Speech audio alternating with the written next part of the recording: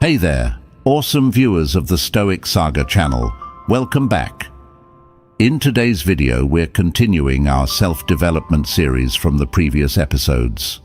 If you're new here or missed the last one, you can check out all the episodes in the playlist that'll pop up at the end of this video. These lessons aren't just educational content, they're a daily, all-encompassing approach to life. Don't forget to subscribe so you don't miss any future episodes. If you're digging this series, show some love by liking the video and dropping a "keep it up" in the comments below. All right, folks, let's get real about anger. Not the fight for justice kind, but the kind that makes you want to chuck your phone across the room or scream at the slowpoke in front of you. We all feel it. But what if I told you it's like pouring sugar in your gas tank?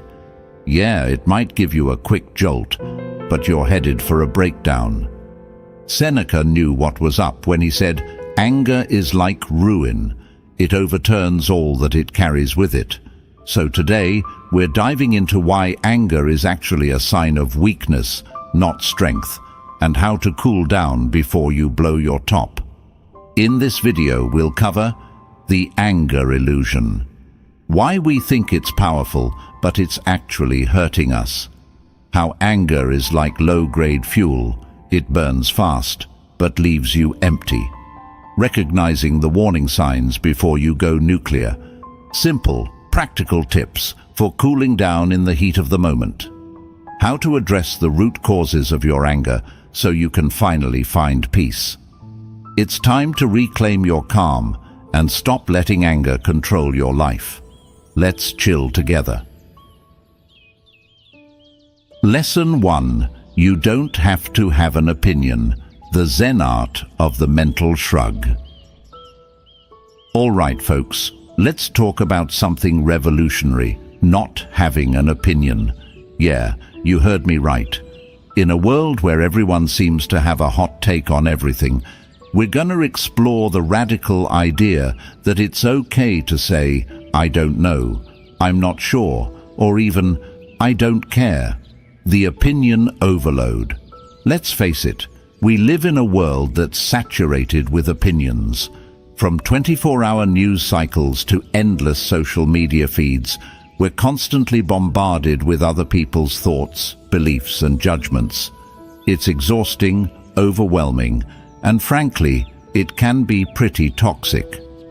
As the philosopher Epictetus put it, it is impossible for a man to learn what he thinks he already knows. In other words, if we're constantly clinging to our opinions, we close ourselves off to new information, new perspectives, and the possibility of changing our minds. The freedom of not knowing. Not having an opinion doesn't mean being ignorant or apathetic. It means being open-minded, curious, and willing to learn. It means recognizing that we don't have all the answers, and that's okay. As the Zen master Shunryu Suzuki said, "In the beginner's mind, there are many possibilities, but in the expert's there are few." So, how do we cultivate this beginner's mind and embrace the freedom of not knowing? 1. Question everything. Don't just accept things at face value. Question the information you receive, the sources you rely on, and your own biases and assumptions. As the philosopher Socrates famously said, "The unexamined life is not worth living." 2.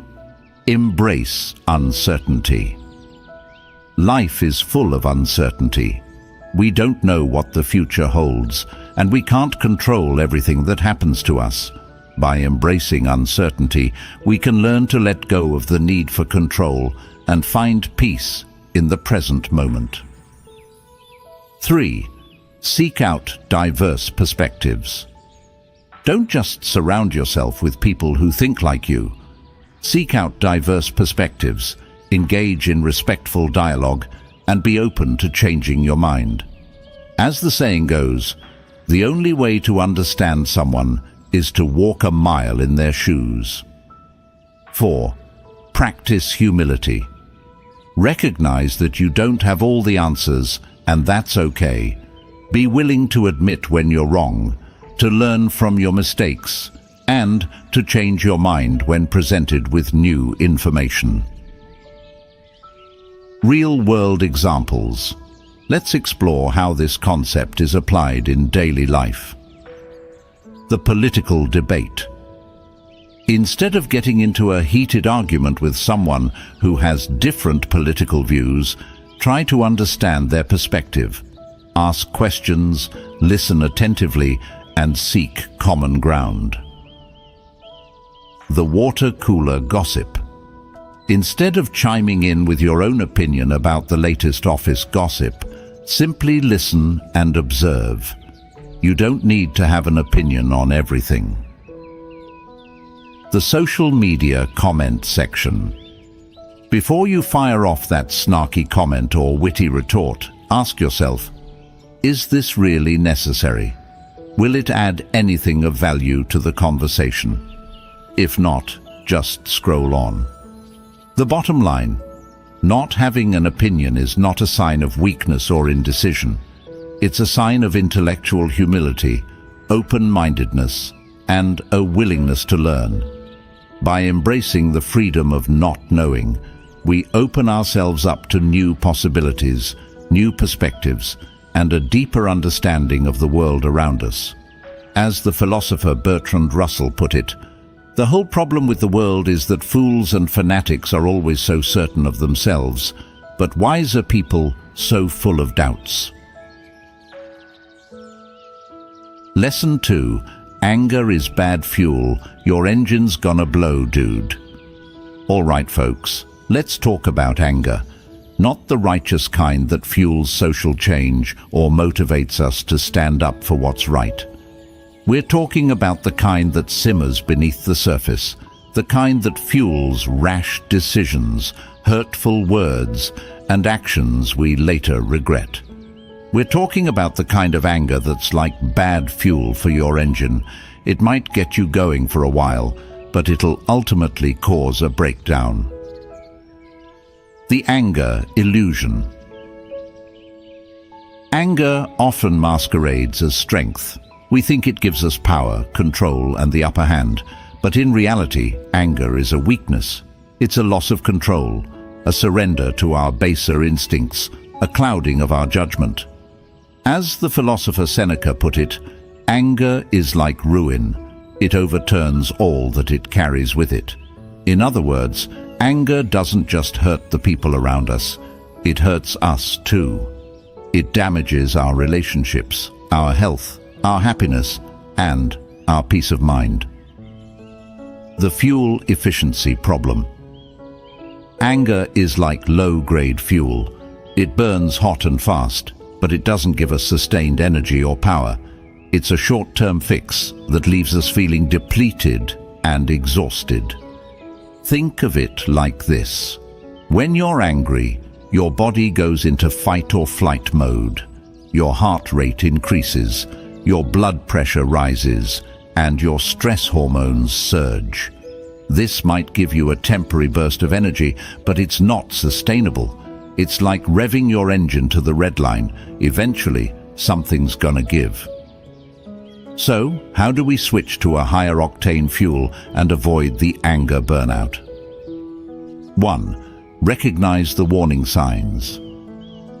Anger doesn't just appear out of nowhere. It builds up gradually like steam in a pressure cooker. Learn to recognize the warning signs, the tightness in your chest, the clenching of your jaw, the racing thoughts. Once you recognize the signs, you can take steps to de-escalate the situation before it boils over.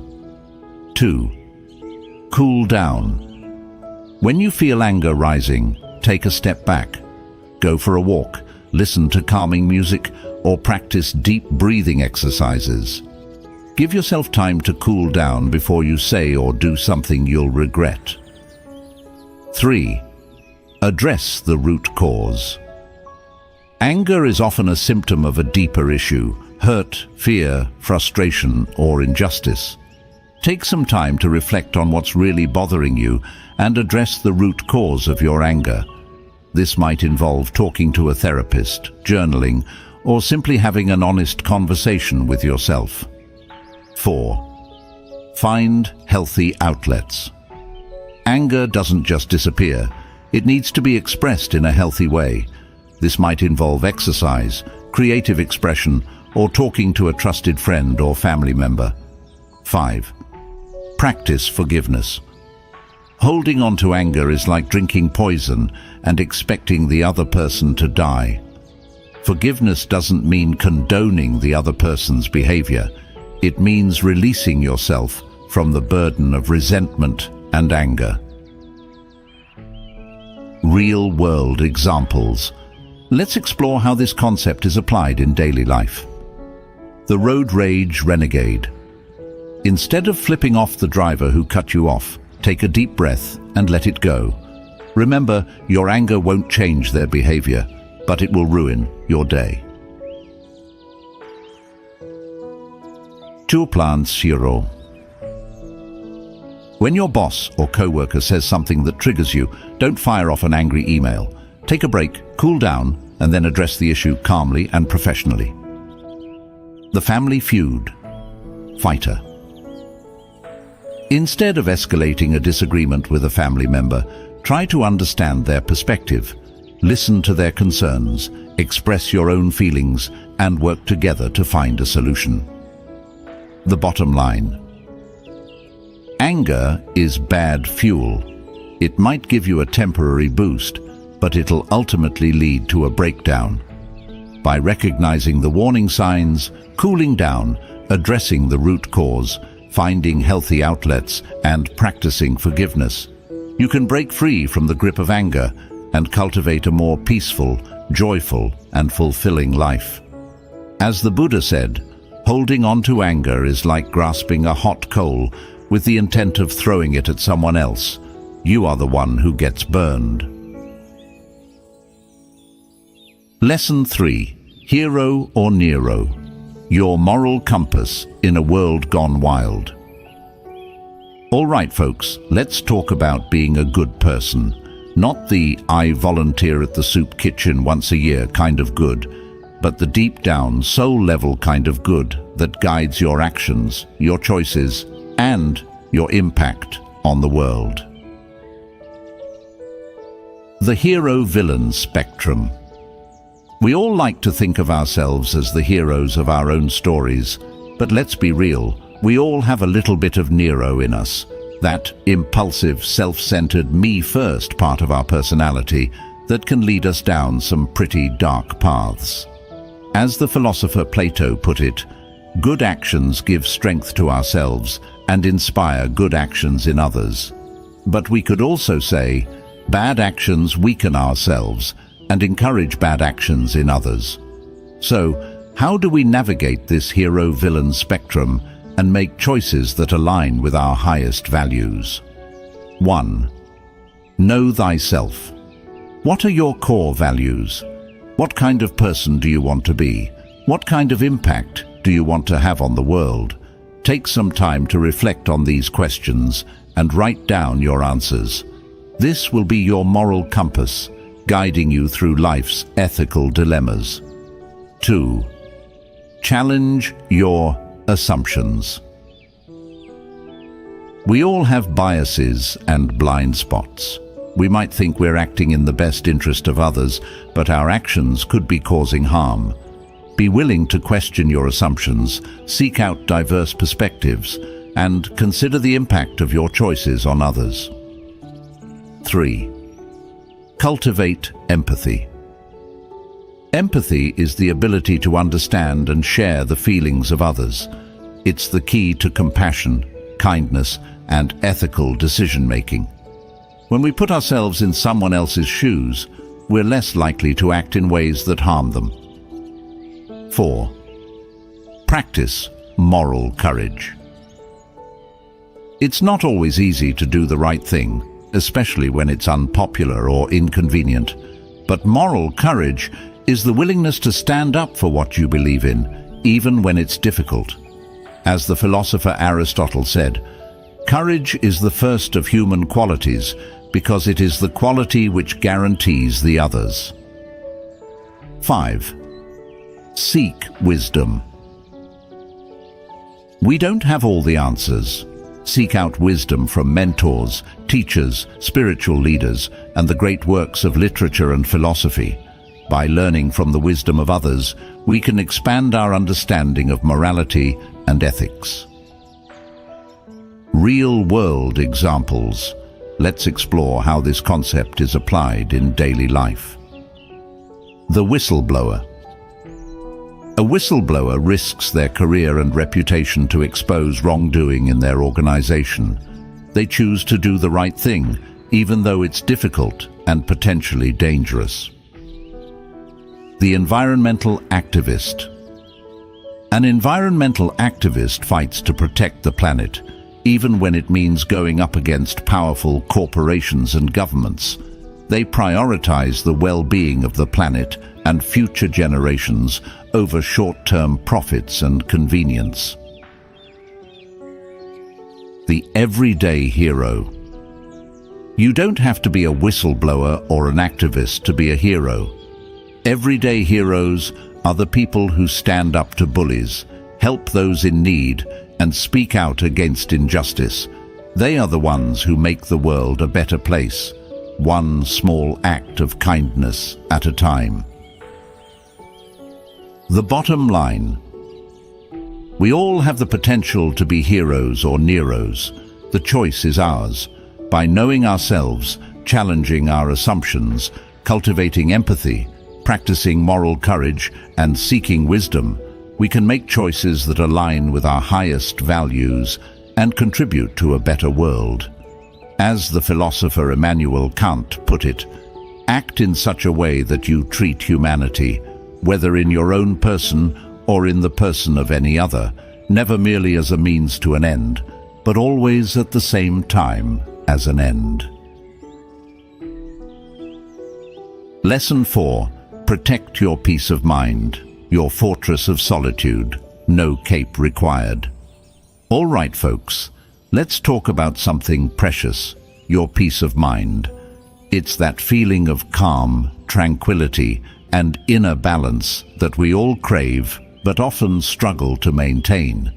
It's like a delicate flower that needs to be nurtured and protected from the harsh elements of life. The chaos of modern life. Let's face it, the modern world is a chaotic place. We're bombarded with information, notifications, demands, and distractions. We're constantly connected, constantly stimulated, and constantly on the go. It's no wonder our peace of mind is under attack. As the philosopher Seneca put it, it is not that we have a short time to live, but that we waste a lot of it. Life is long enough, and a sufficiently generous amount has been given to us for the highest achievements if it were all well invested. In other words, we have enough time to find peace, but we often squander it on things that don't matter. The Stoic fortress. The ancient Stoics, like Marcus Aurelius and Epictetus, understood the importance of protecting one's peace of mind. They saw it as a fortress of solitude, a place of refuge from the chaos of the world. As Marcus Aurelius put it, nowhere can man find a quieter or more untroubled retreat than in his own soul. So, how do we build our own fortress of solitude and protect our peace of mind in the midst of chaos? 1. Set boundaries. Don't let the world dictate your schedule, your priorities, or your values. Learn to say no to things that don't serve you and create space for activities that nourish your soul. As the saying goes, you can't pour from an empty cup. 2. Practice mindfulness. Mindfulness is the practice of paying attention to the present moment without judgment. By cultivating mindfulness, we can become more aware of our thoughts and emotions, and we can learn to let go of the worries and anxieties that steal our peace. 3. Cultivate gratitude. Gratitude is the antidote to negativity. When we focus on what we're grateful for, we shift our attention away from what we lack and towards the abundance that already exists in our lives. As the saying goes, what you appreciate appreciates. 4. Connect with nature. Spending time in nature has been shown to have a calming effect on the mind and body. Take a walk in the park, go for a hike in the woods, or simply sit outside and soak up the sun. As the naturalist John Muir said, "In every walk with nature, one receives far more than he seeks." 5. Disconnect from technology. Our phones, computers, and tablets are constantly vying for our attention. Take regular breaks from technology to recharge your batteries, reconnect with yourself, and find peace in the offline world. Real-world examples. Let's explore how this concept is applied in daily life. The digital detox retreat. Many people find that taking a digital detox retreat, where they disconnect from technology for a few days or weeks, can be incredibly helpful for restoring their peace of mind. The morning meditation practice. Starting your day with a few minutes of meditation can help you set a positive tone for the day and cultivate a sense of inner calm. The nature therapy. Walk. Many therapists and counselors recommend spending time in nature as a way to reduce stress, anxiety, and depression. The bottom line, protecting your peace of mind is not a luxury, it's a necessity. It's essential for your mental, emotional, and physical well-being. By setting boundaries, practicing mindfulness, cultivating gratitude, connecting with nature, and disconnecting from technology, you can create a fortress of solitude that will protect you from the chaos of the world and allow you to live a more peaceful, joyful, and fulfilling life. As the philosopher Epictetus said, "Freedom is the only worthy goal in life. It is won by disregarding things that lie beyond our control." Lesson 5. Pleasure can become punishment. The dark side of the dopamine rush. All right, folks, let's talk about pleasure, not the warm fuzzies you get from a hug or a good book. We're talking about the intense, addictive kind of pleasure that can quickly turn into a prison.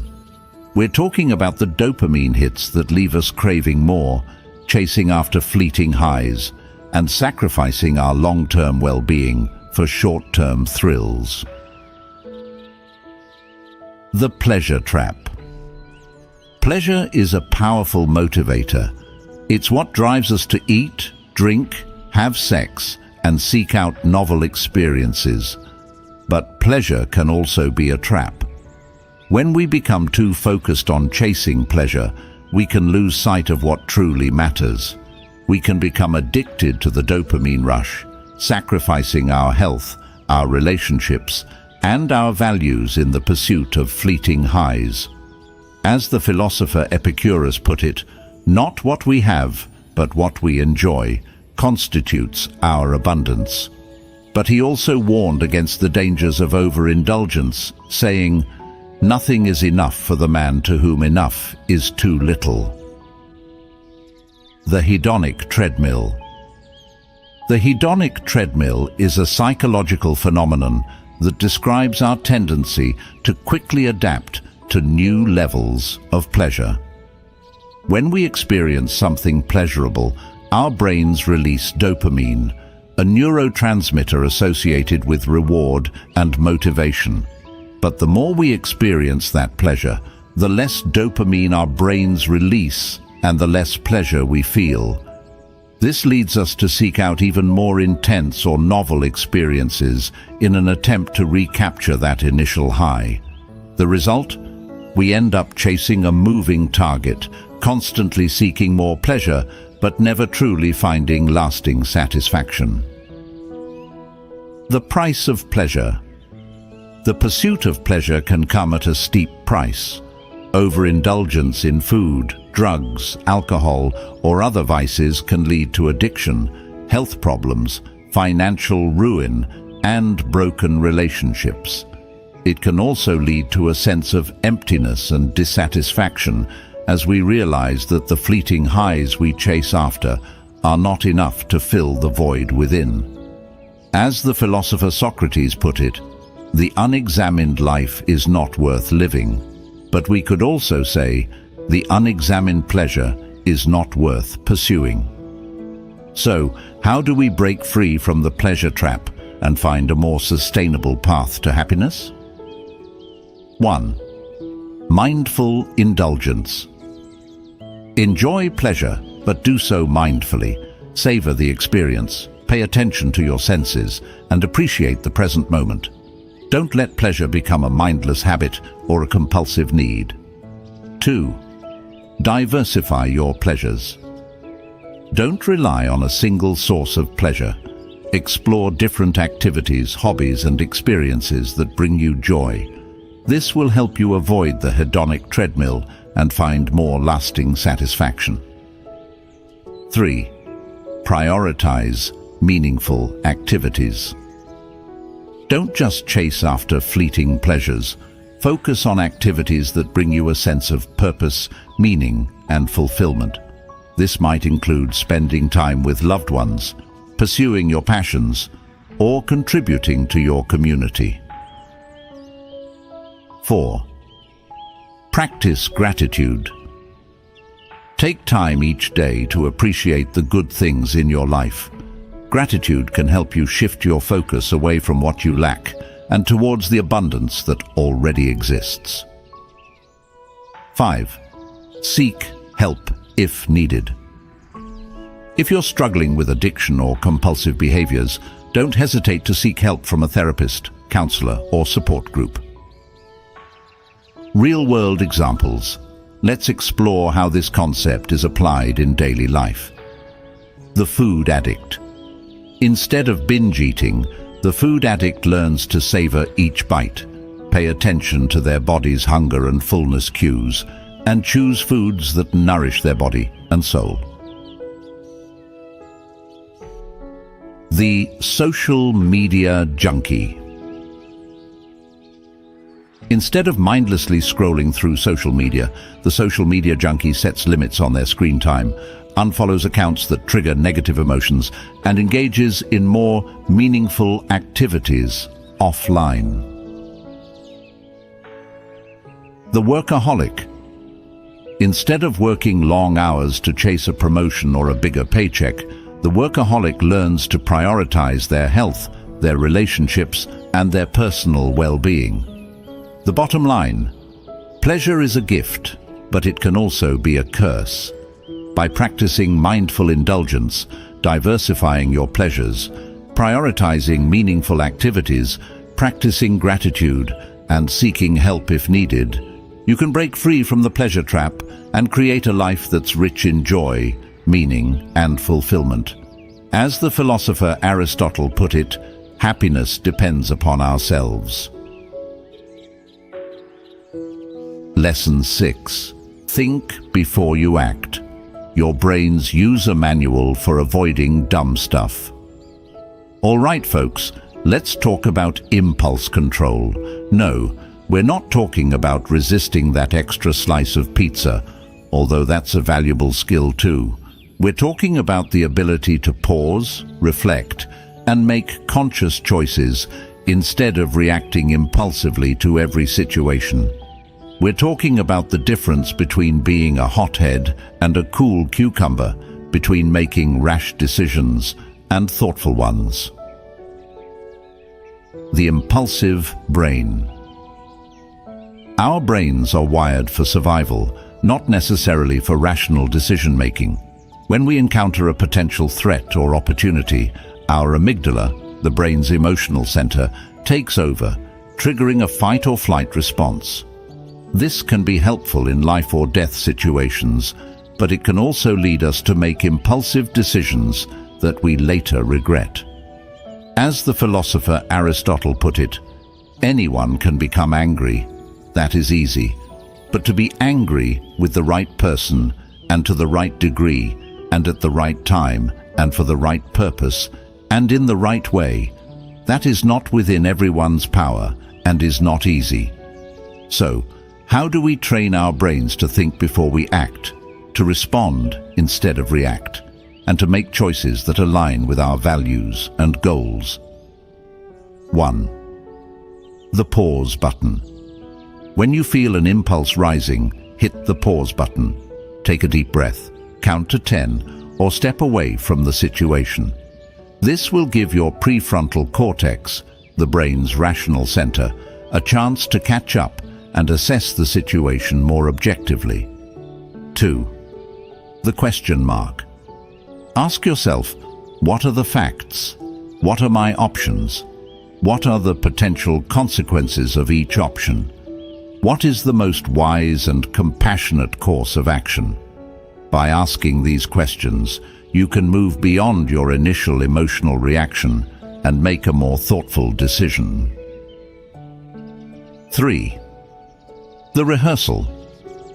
Practice thinking before you act in low-stakes situations. For example, if you're tempted to buy something impulsively, wait 24 hours before making a decision.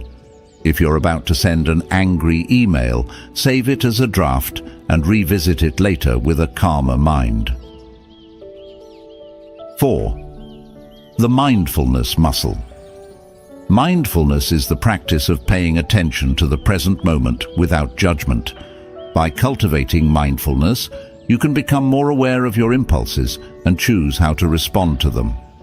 5. The mentor's wisdom. Seek out guidance from mentors, therapists, or spiritual leaders who can offer you wisdom and support. Learn from their experiences, their insights, and their mistakes. Real-world examples. Let's explore how this concept is applied in daily life. The road rage incident. Instead of yelling at the driver who cut you off, take a deep breath and remind yourself that it's not worth getting into an accident over. The heated argument. When you're in a heated argument with your partner, take a break, cool down, and come back to the conversation when you're both calmer and more rational. The impulsive purchase. Before you click the Buy Now button, ask yourself if you really need that item. Will it bring you lasting joy or just a fleeting moment of satisfaction? The bottom line. Thinking before you act is a skill that takes practice and discipline, but it's a skill that can save you from a lot of heartache, regret, and unnecessary drama.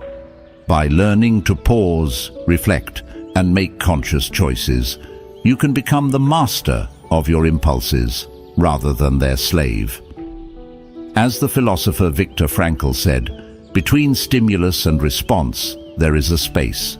In that space is our power to choose our response.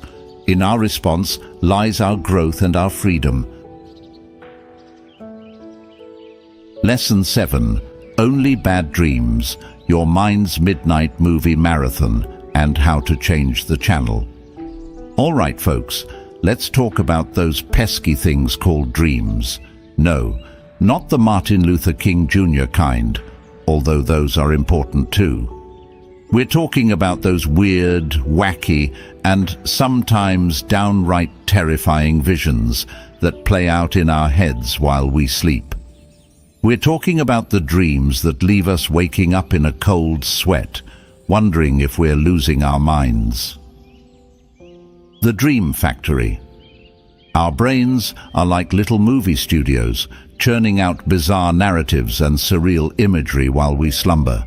Sometimes these dreams are pleasant, even fantastical, but other times they're filled with anxiety, fear, and even outright terror. As the philosopher Aristotle put it, often when one is asleep, there is something in consciousness which declares that what then presents itself is but a dream. In other words, even while we're dreaming, There's a part of us that knows it's not real, but that doesn't make the experience any less intense or unsettling. So, what's the deal with bad dreams? And more importantly, how can we turn those nightmares into sweet dreams, or at least less terrifying ones? The Dream Decoder. 1. The stress connection. Bad dreams are often a reflection of our waking life stresses and anxieties. If you're going through a tough time at work, dealing with relationship problems, or facing a major life change, your dreams might be your brain's way of processing those emotions. 2. The unconscious mind. Dreams can also be a window into our unconscious mind. They can reveal hidden desires, fears, and unresolved conflicts that we might not be aware of in our waking life. As the psychologist Carl Jung put it, dreams are the guiding words of the soul. 3. The creative muse. Sometimes bad dreams can be a source of creative inspiration. They can spark new ideas, offer unique perspectives, and even help us solve problems. As the artist Salvador Dali said, "Give me 2 hours a day of activity, and I'll take the other 22 in dreams." Taking control of your dreams. 1. The Dream Journal. Keep a dream journal by your bed and write down your dreams as soon as you wake up. This can help you identify patterns, themes, and symbols that might be relevant to your waking life. 2. The reality check. When you wake up from a bad dream, remind yourself that it was just a dream. It's not real, and it doesn't have any power over you. As the Stoic philosopher Epictetus said, "It's not what happens to you, but how you react to it that matters." 3. The reframe. Try to reframe your bad dreams in a more positive light. Can you find any hidden messages or insights? Can you turn the nightmare into a creative project? As the saying goes, every cloud has a silver lining. 4. The relaxation ritual. Before bed, engage in relaxing activities like reading, taking a warm bath, or listening to calming music. This can help you wind down and prepare for a more peaceful sleep. Real-world examples. Let's explore how this concept is applied in daily life. The stressed-out student. A student who's stressed about an upcoming exam might have nightmares about failing or not being prepared. By recognizing the connection between their stress and their dreams, they can take steps to manage their anxiety and improve their sleep. The grieving widow. A widow who's grieving the loss of her husband might have dreams about him. These dreams can be a way for her to process her grief, reconnect with her husband, and find closure. The creative writer. A writer who's struggling with writer's block might have a bizarre dream that sparks a new idea for a story. By embracing the dream as a source of inspiration, they can overcome their creative block and produce a masterpiece. The bottom line: dreams are a mysterious and fascinating part of the human experience. While bad dreams can be unsettling, they don't have to control us. By understanding their meaning, reframing our perspective, and taking steps to improve our sleep, we can turn those nightmares into sources of insight, creativity, and even healing. As the poet Langston Hughes said, "Hold fast to dreams, for if dreams die, life is a broken-winged bird that cannot fly." Lesson 8. Don't make things harder than they need to be. Your life ain't a CrossFit workout.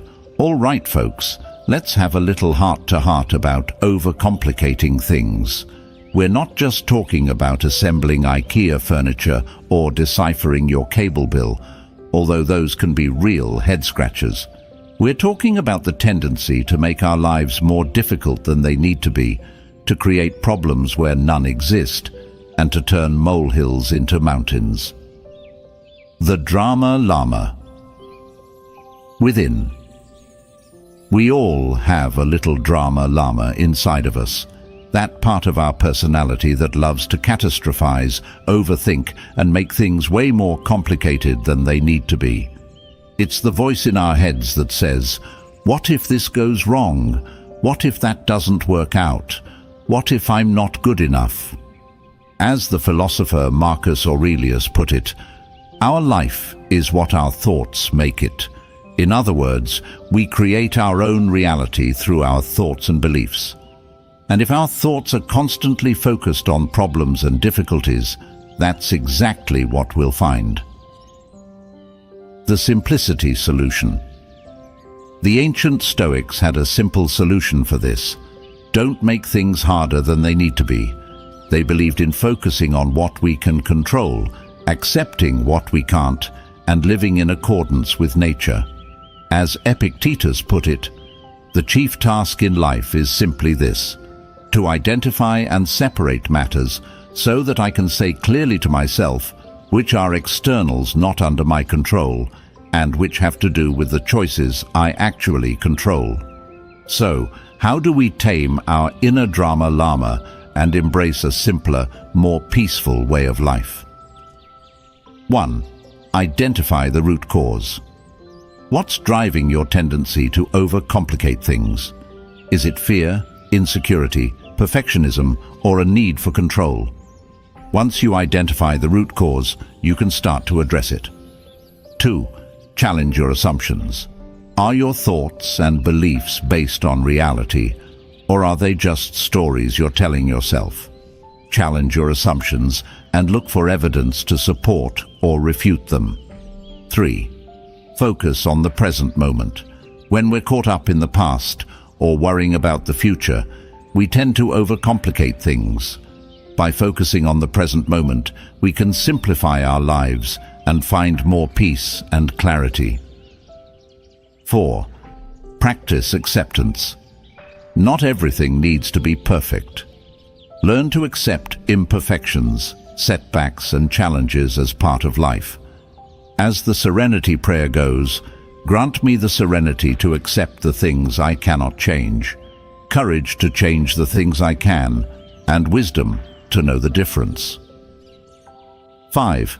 Seek simplicity.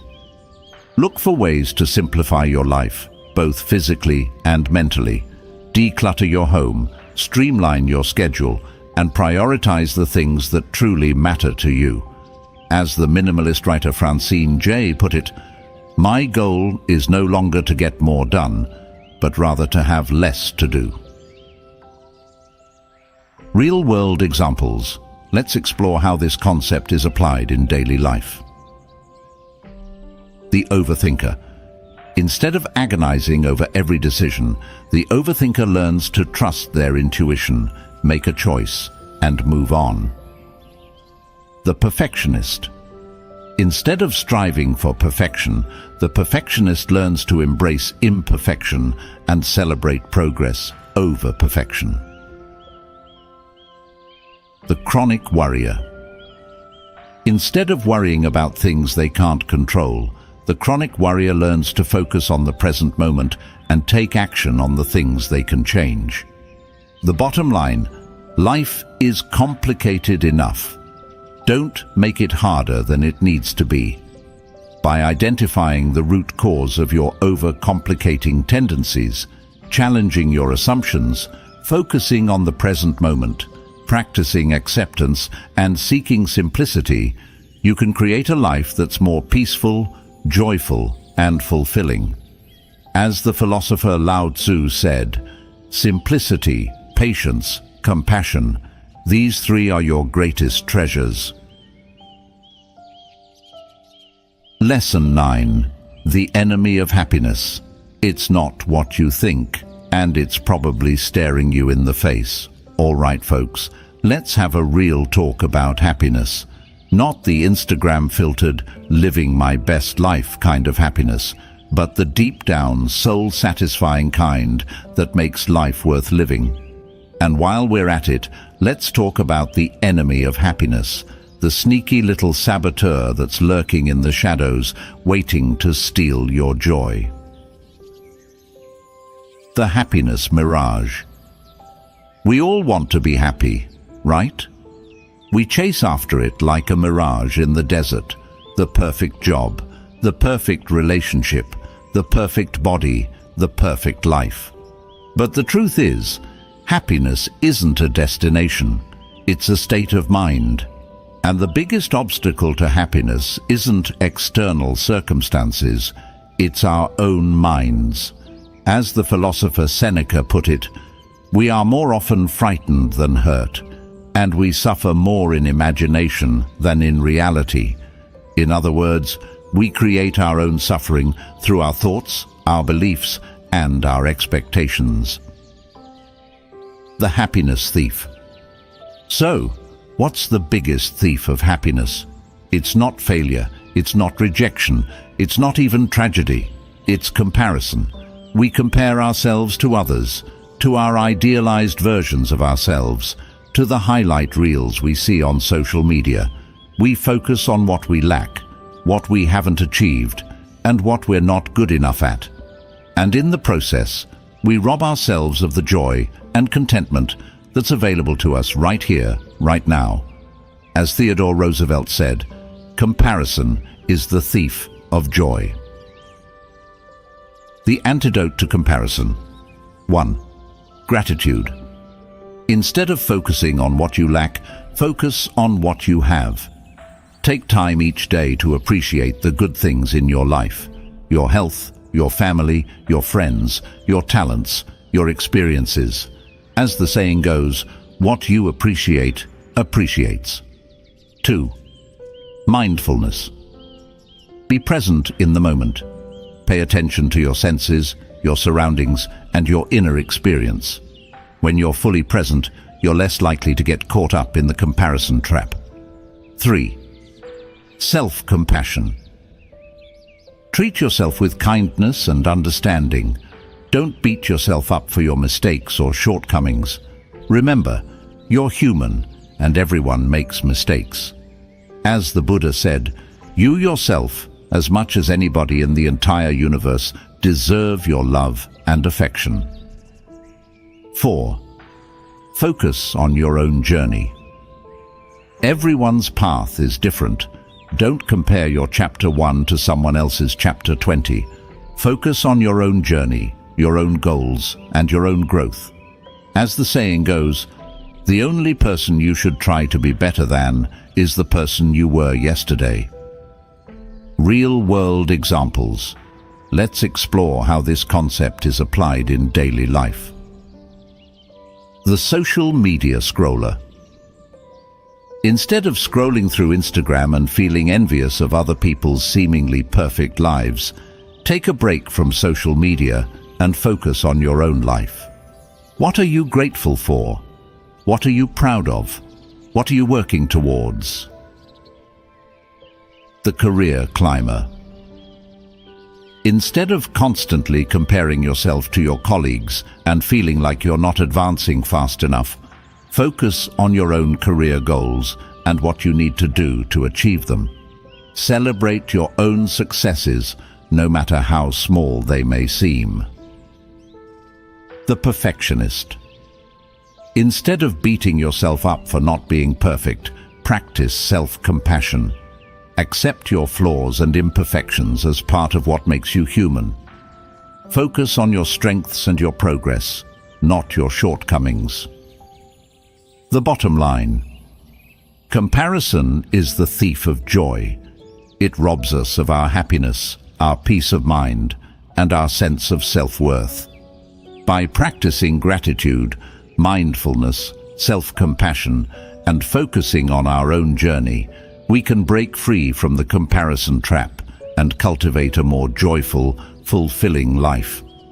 As the philosopher Ralph Waldo Emerson put it, to be yourself in a world that is constantly trying to make you something else is the greatest accomplishment.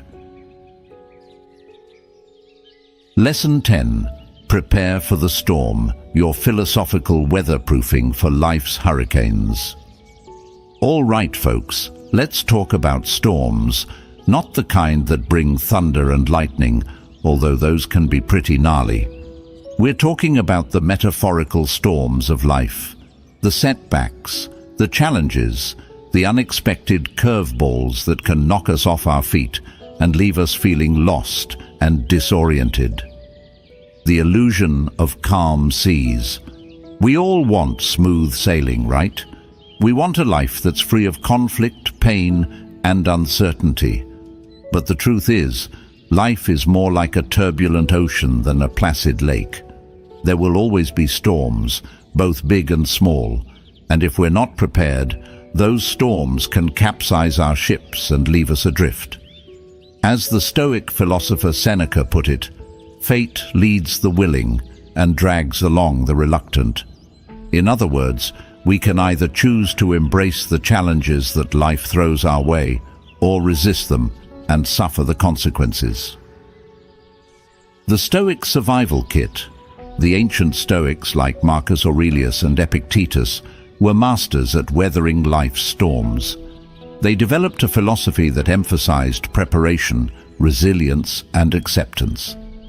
They understood that we can't control the weather, but we can control how we prepare for it and how we respond to it. So, how do we weatherproof our lives and prepare for the inevitable storms that come our way? 1. Build a strong foundation. A strong foundation is built on values, principles, and a sense of purpose. When you know what you stand for and what's important to you, you're less likely to be swayed by the winds of change. As the philosopher Immanuel Kant put it, act in such a way that you treat humanity, whether in your own person or in the person of any other, never merely as a means to an end, but always at the same time as an end. 2. Develop resilience. Resilience is the ability to bounce back from setbacks and challenges. It's about learning from our mistakes, adapting to new circumstances, and finding strength in adversity. As the saying goes, what doesn't kill you makes you stronger. 3. Practice. Acceptance. We can't control everything that happens to us, but we can control how we respond. By accepting the things we can't change, we free ourselves from unnecessary suffering and open ourselves up to new possibilities. As the Serenity prayer goes, grant me the serenity to accept the things I cannot change, courage to change the things I can, and wisdom to know the difference. 4. Cultivate gratitude. Gratitude is a powerful antidote to negativity. When we focus on what we're grateful for, we shift our attention away from what we lack and towards the abundance that already exists in our lives. As the saying goes, what you appreciate appreciates. 5. Seek support. We don't have to weather the storms alone. Reach out to friends, family, mentors, or therapists for support. Talking to someone you trust can help you process your emotions, gain perspective, and find solutions to your problems. Real-world examples. Let's explore how this concept is applied in daily life. The laid-off worker. Instead of panicking, the laid-off worker updates their resume, networks with contacts, and starts exploring new job opportunities. They see this setback as a chance to pivot their career and pursue their passions. The grieving parent. After the loss of a child, the grieving parent seeks support from a therapist, joins a support group, and finds solace in their faith or spirituality. They learn to live with their grief and find meaning in their child's memory. The natural disaster. Survivor. After a natural disaster destroys their home, the survivor doesn't give up hope. They rebuild their lives, their communities, and their spirits.